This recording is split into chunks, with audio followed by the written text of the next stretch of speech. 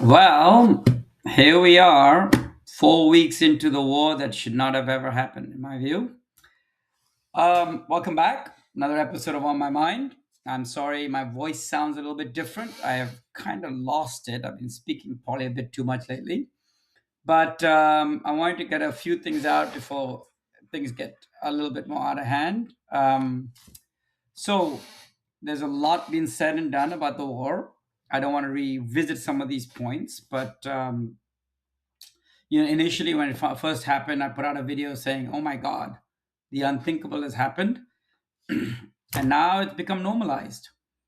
Oil and gas installations are being hit, not as much as they could, but I'm afraid that that can only escalate. The straits are closed.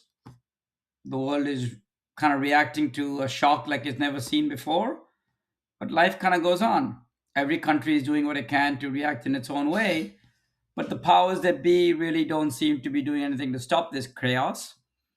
And what is interesting to me is that the war is being played out by Iran and Israel, Iran versus Israel and the US, and the Gulf countries exercising restraint, exercising control, are the ones that are suffering the most, but they're the ones that are kind of just bystanders, it seems, to this whole thing. And that's always dangerous when the people who suffer and are and bearing the consequences are not actually the ones who are in control, because then the ones in control don't feel the pain. As we stand today, there is no ground war. There's threats of it. If that happens, I'm afraid it's going to be really ugly. It's going to drag things out, and there's going to be no winner in the end. People forget that Iran as a country has never been really been invaded. It's never been colonized. It's the civilization is thousands of years old, and it's not used to being pushed around. Also, Iran is not that rich, but it's produced a lot of oil for 50 years, and its leaders have not squandered it in the massive villas in the south of France and buying, private equity firms in America.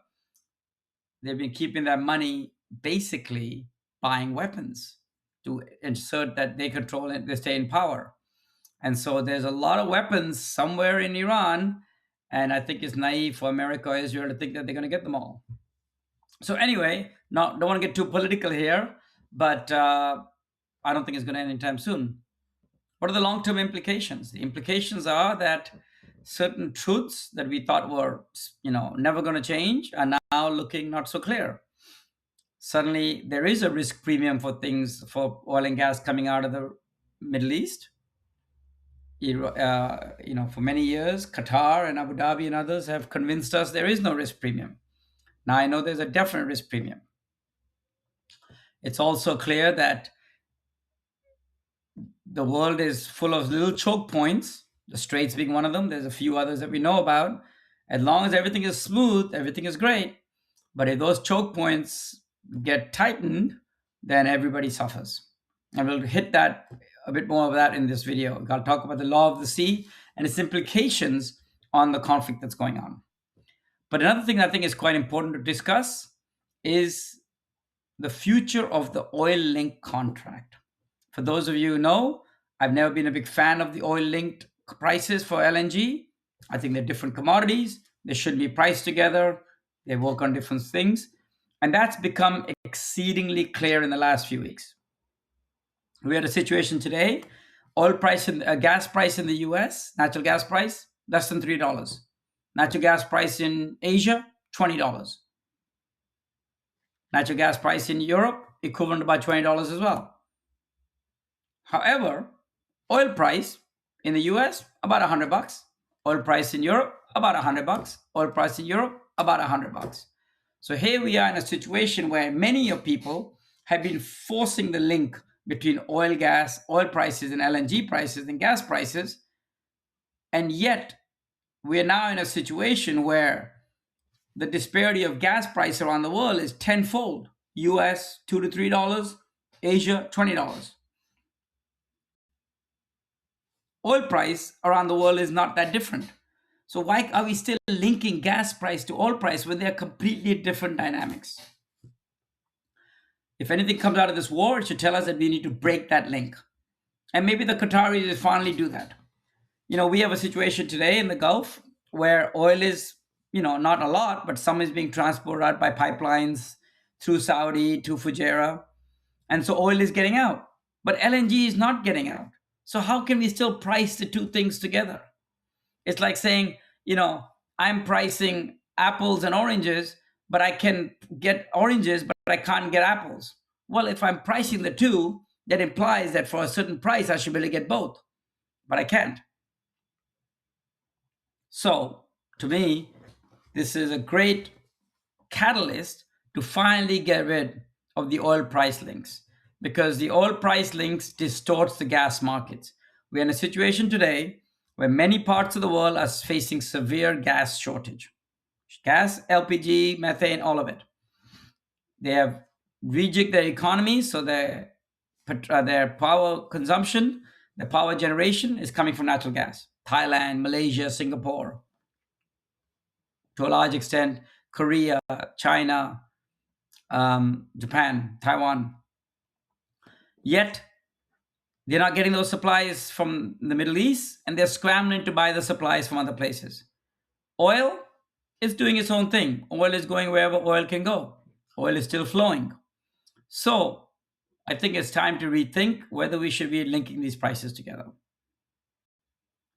The last thing I think is important coming out of the war is that we can no longer rely on reputation to carry us through. The Qataris have managed for many years, to their credit, got a premium price for their product, very strict terms, no destination flexibility, no flexibility on season, etc., because they were considered reliable. Now they look pretty helpless. It's not their fault, but in the end of the day, they can no longer supply what they need to supply, and they were pretty quick to declare force majeure. The Qataris, in my view, should have made a bit of an effort to go buy gas from other places to keep their customers happy. But they declared force majeure very, very quickly. Now, I know it's expensive, I know it's difficult, but if you want to maintain your reputation as a solid supplier, you got to show that you're working with a customer. I know it's not your fault that you got attacked, and Iran should not have attacked civilian targets, especially oil and gas. But the point is, your customers are in a world of hurt right now. They rely on that gas to keep the power on, to run the city gas grids, etc. And now you've declared force majeure. I'm sure there's legal reasons. I'm sure there's a lot of other reasons. But it's going to make people rethink whether the Qatari premium is worth it in the future. So who's going to benefit? Well, simplistically, you'll say suppliers outside the Gulf should benefit. I think in some ways, non-gas supply will benefit. We're seeing people use a lot more coal. People think of renewables a bit more. I don't know how much renewables can increase, maybe a little bit. Coal, yeah, there's still some infrastructure out there, but they're going to benefit in the short term for not having the gas out there.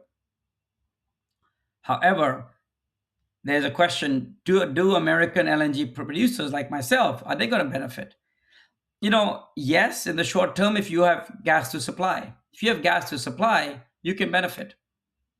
Today, if you don't have gas to supply and you're trying to build investors and you're trying to look for long-term projects, you should benefit because you're outside the Gulf. But I've seen people argue the fact that, hey, the war was started by the US. Why should the US benefit? I can't really argue with that logic, but I think the US will benefit a little bit.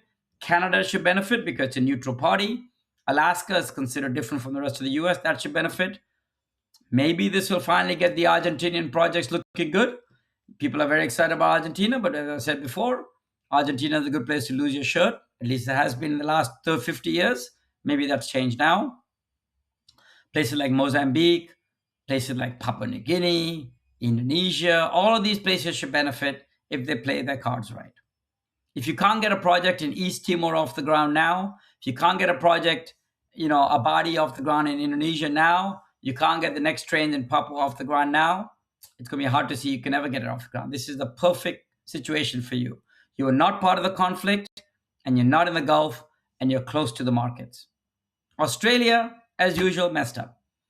Its projects are by luck or by whatever. Many of them are offline. The cyclone hit, obviously bad luck, but also Australia doesn't have a lot of gas to give. And then the government is now saying, we're talking about windfall taxes and changing energy policy again. Very silly things. On the other hand, Australia is now going to run out of oil. We have very little storage of oil in this country. I just heard today that all the public transport in my city is going to be free for the next month. Short-term solutions. So Australia is not going to benefit that much. I think Australia will lose, but some of the other emerging projects should benefit. Some of the regions such as Canada should benefit. And ultimately, yes, I think American projects should benefit. Gulf Stream should benefit because we are a future project, we're a small project, and a project that potentially has gas to give. So now let's talk about something a little bit on the bigger picture. I did a PhD on international law on maritime boundaries, and one of the chapters was on the Persian Gulf. So I thought I'll talk a little bit about some of the interesting things about the Persian Gulf. First is, of course, it's a very unique place. There's lots of oil and lots of countries in a very small place, geographic region. Many littoral states, as I say, states that are bordering the water. Iran and Saudi are the two big states. Iran, to its credit, back in the 60s, decided that if it's going to develop its offshore oil and gas, it better delineate all its maritime boundaries. So Iran went out in the 60s and basically said the middle line, the median line in the Gulf should be its boundary, and it made deals with nearly every country in the Gulf. Saudi, Qatar, Bahrain, UAE. So Iran has resolved most of its boundaries. There are still many unresolved boundaries of other countries. There was a conflict between Qatar and Saudi, Qatar and Bahrain. There's been Qatar and the UAE, obviously Iran, Iraq. Those have been known conflicts. But let's go back to Iran. Iran never signed the UN Law of the Sea. Sorry, it signed it, but it never ratified it. It's one of the few countries that has not ratified the Law of the Sea. The other notable ones in the region are the UAE and, surprise, surprise, the US. So the UN Law of the Sea lays out rules of how countries should act around the sea, around freedom of navigation, around semi-enclosed areas such as the Persian Gulf. The UN Law of the Sea makes it clear that the states at the mouth of these semi-enclosed states should not control access to the sea for all the other states. Gibraltar, meaning Spain, UK, Morocco, should not control access for ships from Italy, for instance. Iran is now threatening to control the straits, charge a toll. The US said it wants to do it the same. Again, very much against the UN Law of the Sea. But back to Iran. Iran resolved most of its maritime boundaries except in two places. The north, which is around Iran, Iraq, which is why they had a war, around the waterway, the Shatt al-Arab, that whole swampy area. Not that much sea-related, more land-related and river-related. There's a river, and they want to decide the navigation on that river. This is the boundary between Iran and Iraq, basically, at the very top. But at the very bottom, at the Straits of Hormuz, is Iran's only other disputed maritime boundary in the Gulf. Iran does have some disputed maritime boundaries in the Caspian. We won't talk about those. But in the Gulf, it has occupied three islands, the Tums and Abu Musa. These islands are also claimed by UAE. Now, the reason it remained unresolved because the UK was involved. When the UK controlled the UAE and was called the Trucial States, because England at the time controlled the Trucial States, they wanted to get this median boundary resolved so BP, UAE's national oil company, could drill for oil and gas. Some of these islands were controlled by wealthy families in Sharjah and Ras Al Khaimah. They didn't want to give it up. And then when the UK left in 1971 and the UAE became independent, these islands were then effectively occupied by Iran, and that occupation has not been accepted by the UAE. The reason this is interesting, because for many years this was fairly insignificant. The islands are not really that inhabited. I think one of them is more inhabited than the others, but it really wasn't an issue, except that they are now becoming an issue because they're just inside the Straits of Hormuz. So Iran definitely wants to keep this control, Because if Iran starts asserting its territorial waters around these islands and occupies these islands, effectively, it could say that that entire lower Persian Gulf is now territorial sea, inland waters of Iran, and control the flow.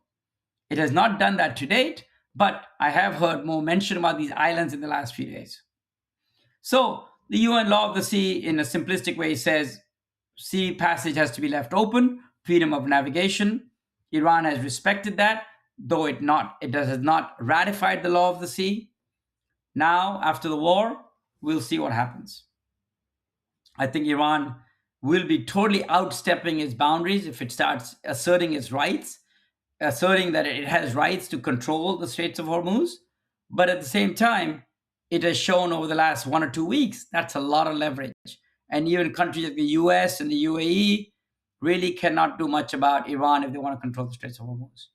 So, interesting piece of history. Keep in mind that Iran is a very old civilization. Even the Ottomans couldn't rule it. The English couldn't colonize it. And I think it's naive to think that they're going to fall very quickly. How the war ends, I don't know. I'm very distressed that we are seeing oil and gas installation being bombed. That's not a good sign. When oil and gas installations get bombed, it opens up civilian targets, and a tit for tat. If the US starts attacking Iran's desalination plants, the same thing could happen. And we could definitely see a massive escalation of the crisis, impacting a lot more of the world. Till then, let's hope things quieten down, cooler heads prevail, and things go back to normal. I don't think it will. Let's then think of how we can keep the LNG flowing around the world. Let's keep the cost under control. And maybe it's time to de-link LNG prices from oil prices.